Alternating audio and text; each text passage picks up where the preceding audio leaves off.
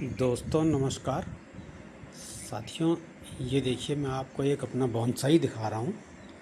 काफ़ी पुराना हो गया है ये फाइकस है। फाइकस माइक्रोकार्पा की एक बोनसाई मैंने बनाने की कोशिश की थी।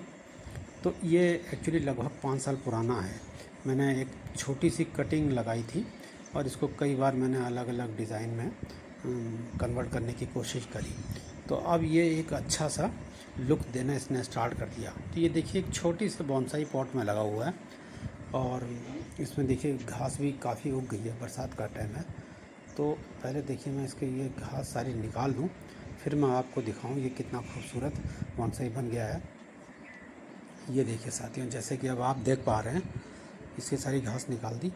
तो ये देखिए इस पे ये जो रिंकल से दिख रहे हैं, तो इसको पहले वायर किया गया था, वायर से बांध के इस तरह से ट्विस्ट किया गया था, उसकी वजह से आ गए हैं। लेकिन उस समय के साथ साथ इसके ये रिंकल्स ख़त्म हो जाएंगे।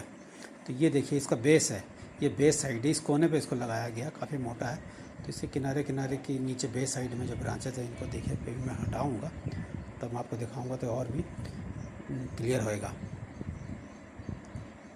ये देखिए लगभग 5 साल पुराना हो गया साथियों ये। और इस पे ये किनारे ये जो है, ये इसकी एरियल रूट्स हैं। ये मैंने स्ट्रॉ की मदद से ज़मीन में लगाई थी। ये देखिए इस साइड से भी निकल रही है एरियल रूट्स, ये ज़मीन में चली गई हैं। तो इससे जो है बोनसाई की सुंदरता आती है। तो ये एक्चुअली स्ट्रॉ के अंदर डाली गई थी जब बहुत छोटी रही होंगी, लेकिन काफ़ी टाइम से फिर इसको स्ट्रॉ को हटा देना चाहिए था, लेकिन वो हटाया नहीं। तो अब क्या है कि ये रूट्स मोटी हो गई हैं और उनमें पानी भी भर गया होगा। तो ये कुछ हद तक मुझे लगा सड़ गई हैं। लेकिन मैं अब ये स्ट्रॉ हटा दूंगा तो वो कुछ पार्ट उसका ख़राब हो गया होगा, जो तब वो बड़ी मुश्किल से ये निकल पा रही है स्ट्रॉ। ये देखिए टूट भी गई है। तो ये देखिए मैंने निकाल दिया है ये। तो ये कुछ पार्ट इसका ख़राब हो गया, कोई बात नहीं, जो ख़राब हो जाएगा वो हो जाएगा। अब ये ज़मीन के संपर्क में आएगी। और ये वाली स्ट्रॉ तो बड़ी मुश्किल से निकाली है मैंने, पहले ब्लेड से इसको किनारे से काट लिया, तब जाके अब ये निकलेगी।